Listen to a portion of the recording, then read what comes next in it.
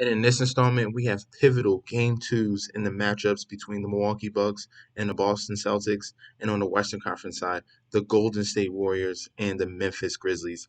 Let's get into it.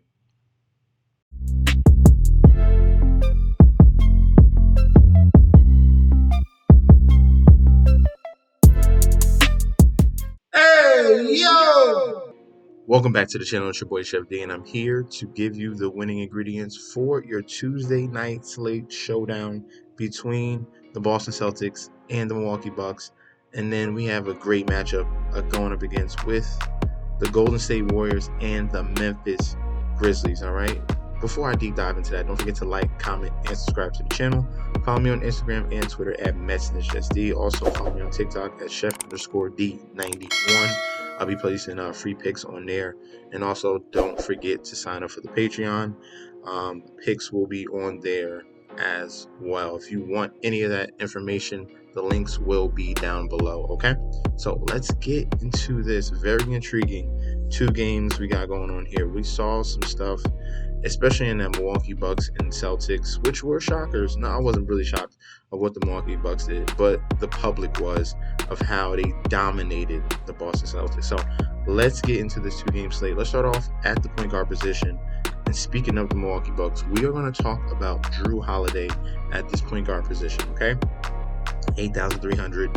He is going to be a key component into these lineup builds. He's being asked to shoot just a little bit more. He's always going to bring the defense.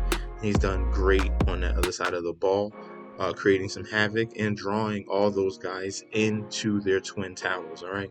So Jrue Holiday, we're asking him to score more, and he's only at 8,300. Yes, I'm going to fully take advantage of this. He came through in game 1 with 50.25 fantasy points, 25 real points, 3 steals, 5 assists, and 9 rebounds. All right. In this situation where there's no Chris Middleton, he has to take more shots, especially in that second unit when Giannis is off the court. Jrue Holiday stays on the court with some of the backup guys, Bobby Portis, Grayson Allen, Pat Connaughton, all those guys. He's asked to take a few more shots just to give Giannis enough time to get back on that court.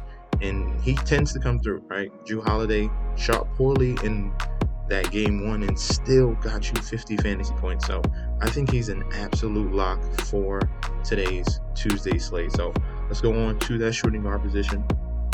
And just before we deep dive into shooting guard, we do have to speak about Marcus Smart. We have to wait on news. He is currently questionable. If he is out, okay, if he is out, then we can go full-fledged on Peyton Pritchard, okay? If Marcus Smart is out, we can go to Peyton Pritchard. Not Gary Payton, no. Peyton Pritchard is almost min price, $3,100, all right? He's going to get 25 to 30 minutes if Marcus Smart is out, and they're going to need his 3-point shooting, okay? They're going to definitely need his 3-point shooting in this series. So that's just if Marcus Smart is out. So another shooting guard we're going to look at will be Jordan Poole, okay? Now, this can alternate with these Golden State Warriors. It's going to be tough to judge, but what we saw from that game 1, Jordan Poole they were pretty equal with shot attempts. Between Clay, Poole, and Curry, they were very even, around 19 to 20, all 3 of them. It just matters which one is hot that day. And Jordan Poole was the one that was more consistent in that game 1. 6,900 salary, and he's the cheapest out of the 3. He came through with 31 real points, 9 assists, 8 rebounds, 2 blocks. He's still running that second unit as well. Even though he's a starter, they'll bring him back in sooner so he can run that second unit. You saw that, and that's when they kind of made their little runs during that time period, and when Draymond Green got ejected coming back in that 3rd quarter, okay? So Jordan Poole, I think he's going to be a key cog. He's the cheapest out of the trio. That's another benefit. He's a little more agile. He can definitely take the ball to the basket. I'm liking Jordan Poole. He still is bringing the assist factor, which he was doing when Steph Curry was coming off the bench and when Steph Curry was out. So that's another positive. I'm liking the passing I'm seeing out of him. So 6,900 Jordan Poole is going to be our first shooting guard. Our second shooting guard is going to be Desmond Bane. All right, I think Desmond Bane, it says Q tag, but he should be fine. Let's see, what was it? with a lower back, so just monitor that. I think he's going to play. He's going to tough it out, similar to what Marcus Smart is going to do. Desmond Bane at 6,700. He was the number one player, most consistent in that Minnesota series. Struggled in game one against the Golden State Warriors.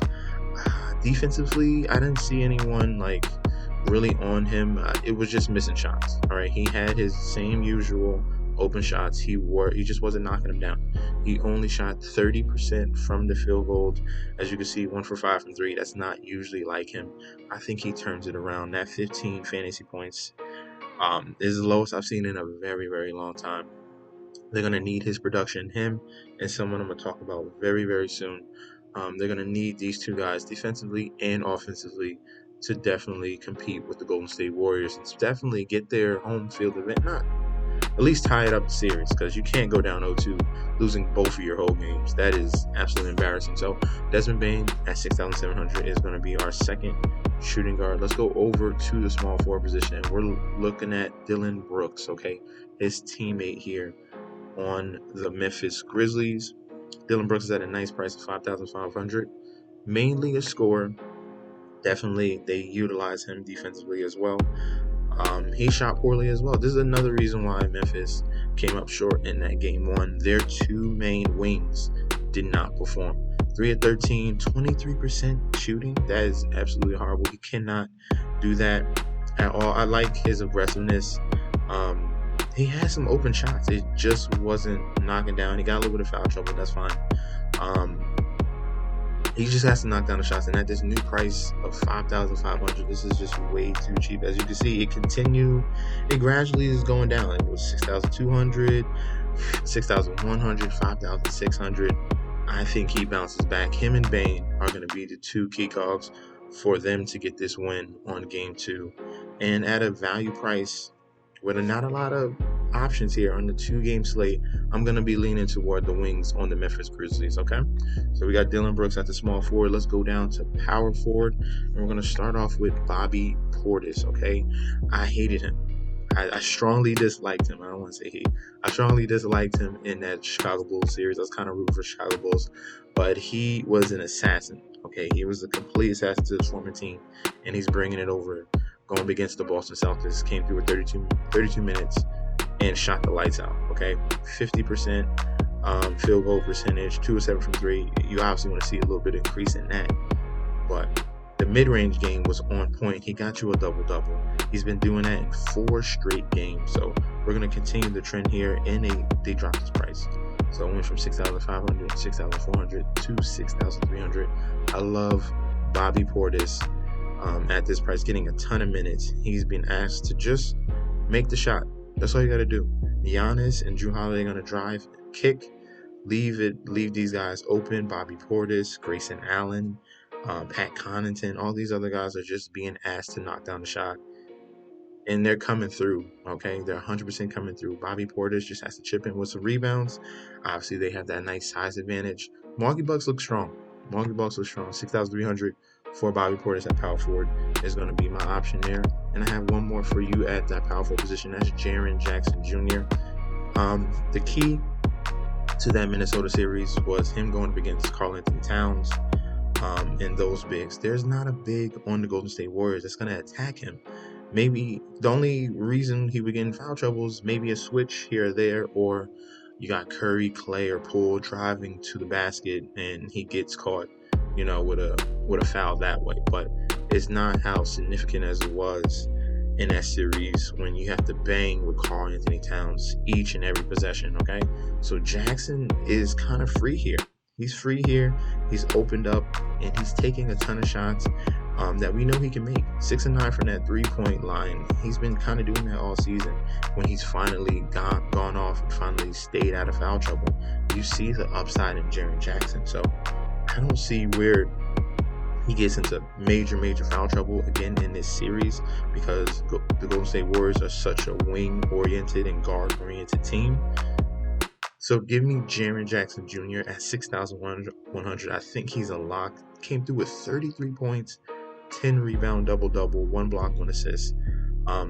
He's a huge X factor for the Memphis Grizzlies. So it made sense. Okay, Bane and Brooks kind of fell off, but Jaren Jackson definitely filled that void. He's going to be a huge X factor in this Golden State Warriors series. Okay, he can switch on to small guys as well. Big plus for the Memphis Grizzlies. Let's go on to the center position. And this one I told you in that previous video that Al Horford would have to be huge, okay? He's going to be asked to knock down threes, all right? The way the Milwaukee Bucks run their defense, it sucks everything in, and you have to make perimeter shots. Al Horford made those threes. He was 4-9, 44%. That's very good from three-point line. Got you a double-double. They're going to need his size as well, going up against Bobby Portis, Giannis, and Brook Lopez. Came through with a 12-10, 3 assists, 2 block, 1 steal game. Below 6K, definitely should play that. We got some key guys here that you can definitely fit in at below 6K and build around these guys. So Al Horford is a huge love at that center position. He's going to be asked to do the same thing. He's a veteran's veteran. Just knock down the threes, and Al Horford should come through for you. Let's go over to Fanduel and look at these value plays. The first one I got for you is Anthony Melton at $4,600 price. He fell off in that Minnesota series, which is a shock because all season long he's been one of their main six-mans coming off that bench, being a very high three-point shooting guard that they have. Anthony Melton, he was around 40% shooting that three ball, similar to what Minnesota had in Malik Beasley. Anthony Melton was that guy. All right, so he is what it is, 4,600 on FanDuel. Melton is 3,900, so even cheaper. He got the minutes, 25 minutes, because he provides upside defensively, going up against all the guards. This is very important. All the guards on the Golden State Warriors side. I already mentioned he is huge. He's a bigger, longer armed guard, and he needed to knock down those threes. He's 3 of 6, 5 of 8 shooting, chipped in 3 steals, 7 rebounds. As you can see, I told you his defense is key. They really need that on the Memphis side of the ball. With that second unit, he came up with 3 steals. So very nice performance of him. 33 fantasy points at 3,000 salary. That's a 10x, okay? That is an absolute 10x. Anthony Melton is going to be one of our top value plays of the day. The next guy we're going to look at is Gary Payton, okay?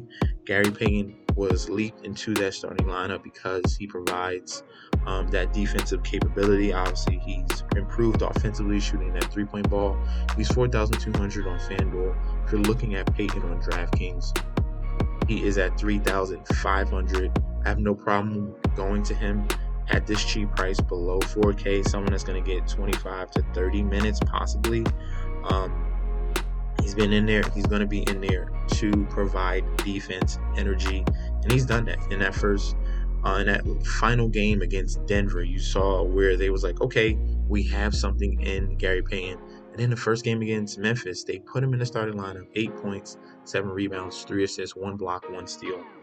This is a very sneaky play here if you want to just put someone in there that's going to get you 20, 25 fantasy points at a very cheap price, so you can pay up for Giannis, pay up for John Morant, pay up for Steph Curry. Fine. Love Gary Payton at that shooting guard price of 3,500 and 4,200. All right. Next guy we're going to look at will be Grayson Allen for the Milwaukee Bucks. He was huge in that Chicago Bulls series. Not very consistent. He was out of his mind shooting that three-point ball. And on DraftKings, he's 4,700. I have no problem paying that price.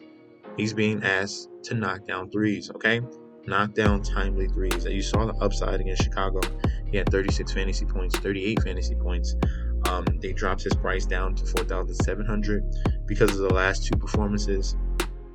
I have no problem going to him. He should get to that 10 field goal attempt mark, and most of those shots are going to be the 3-point variation, so you're going to get a 3-point boost from him as well. The minutes are going to be there. 27 to 30 is going to be the range for Grayson Allen. If he's knocking down his threes, which we saw he was 6 of 7 and 5 of 7, then this should be a definite play as a value, okay? The last but not least value play. One more for you. Yes, one more for you. That next value play will be Robert Williams, all right? Now, the Celtics are going to need their big man. They are 100% going to need their big man. I already spoke about Al Horford, how he needs to knock down threes. They're going to need Robert Williams down low to create havoc, create blocks, steals, rebounds. He's going to have to do all the dirty work. Coming back from his injury, he looks fine. He saw an increase in minutes from the Brooklyn series to the Milwaukee series, and he's going to be super, super important going against the tall guys of the Milwaukee Bucks at $4,900. They dropped his price. So even if you get a nice double-double from him, this should be a nice play at the center position, which it's pretty scarce there. At that price, $4,900, you get yourself Robert Williams, who's going to be asked to do a lot of the cleanup, dirty work. He's going to have to play some big minutes. I'm liking him at $4,900, okay, as a value play. So we got a ton of value for you. You could throw all these guys in and still set yourself up with some high value at other spots, okay? Looking at Giannis, looking at Steph Curry, looking at Klay Thompson, Jordan Poole, John Moran, all those type of guys, all right? So stick with this nice core value and then build around that. And then last but not least, the lock of the night. The lock of the night will be Giannis Antetokounmpo at $11,200. I'm paying all the way to the top. What I've seen from him in that game one, he took full control and he shot horribly. Okay, he shot 36% from the field, which is that he never shoots that. He rarely shoots that because he always takes the higher percentage shot down low. He was 9-25. But the key, what I'm seeing from him, obviously he's going to give you the rebounds. It's the assists. Okay, the assists. He is the point guard of this offense. Either it's coming from a defensive rebound and bringing the ball up, or when he starts the offense and he's driving and all the focus is on him and he just has to make the pass, and it's going to wide open guys, okay? On Milwaukee's Bucks side, it's going to wide open guys and they just have to knock down the shot. Giannis Antetokounmpo is set up for another triple-double in this game, and if he gets over 30 points, you're looking at a huge 70 bomb in game 2 going up against the Boston Celtics. So the lock of the night will be Giannis Antetokounmpo, okay? Let me know in that comment section down below if you have any other suggestions at point guard, shooting guard, small forward, power forward, center value play, or lock of the night. We could definitely discuss that down below. I appreciate you guys for tuning in. Don't forget to like, comment, and subscribe to the channel. Follow me on Instagram and Twitter at MetsNajezdi, and I'll be back with another video very soon. Peace out, guys.